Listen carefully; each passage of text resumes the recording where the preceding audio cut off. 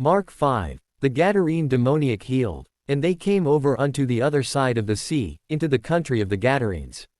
And when he was come out of the ship, immediately there met him out of the tombs a man with an unclean spirit, who had his dwelling among the tombs. And no man could bind him, no, not with chains, because that he had been often bound with fetters and chains, and the chains had been plucked asunder by him, and the fetters broken in pieces, neither could any man tame him.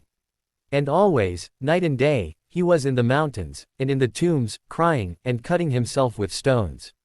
But when he saw Jesus afar off, he ran and worshipped him, and cried with a loud voice, and said, What have I to do with thee, Jesus, thou Son of the Most High God? I adjure thee by God, that thou torment me not. For he said unto him, Come out of the man, thou unclean spirit. And he asked him, What is thy name? And he answered, saying, My name is Legion, for we are many.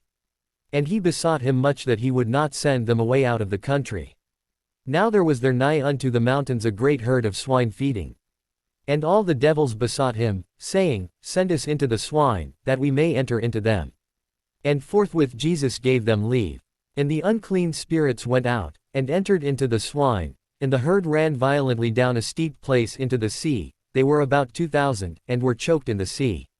And they that fed the swine fled, and told it in the city, and in the country. And they went out to see what it was that was done. And they come to Jesus, and see him that was possessed with the devil, and had the legion, sitting, and clothed, and in his right mind, and they were afraid. And they that saw it told them how it befell to him that was possessed with the devil, and also concerning the swine. And they began to pray him to depart out of their coasts.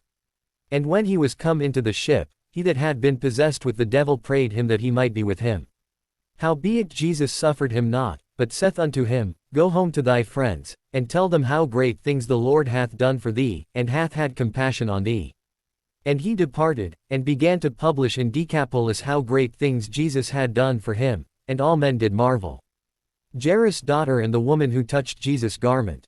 And when Jesus was passed over again by ship unto the other side, much people gathered unto him, and he was nigh unto the sea.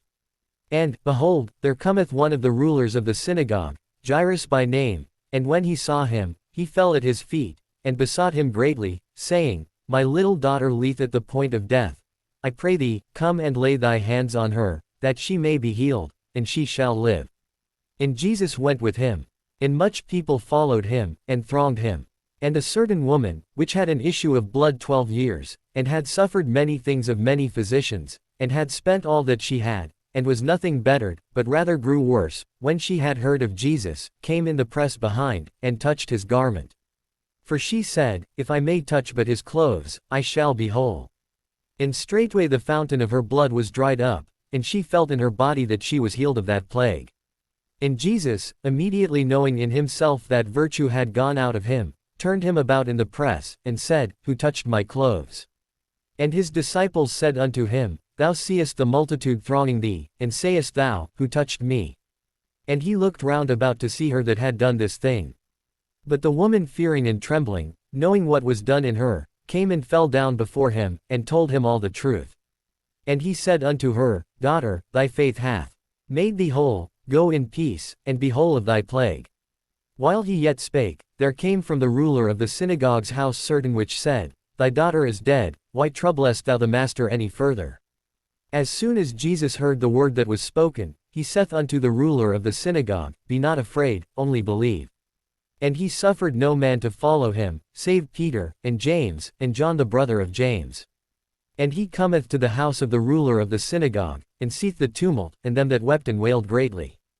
And when he was come in, he saith unto them, Why make ye this ado, and weep? The damsel is not dead, but sleepeth. And they laughed him to scorn.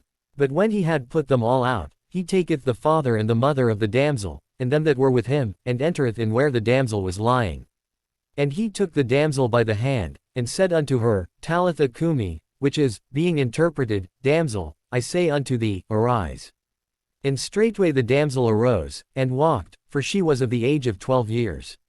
And they were astonished with a great astonishment.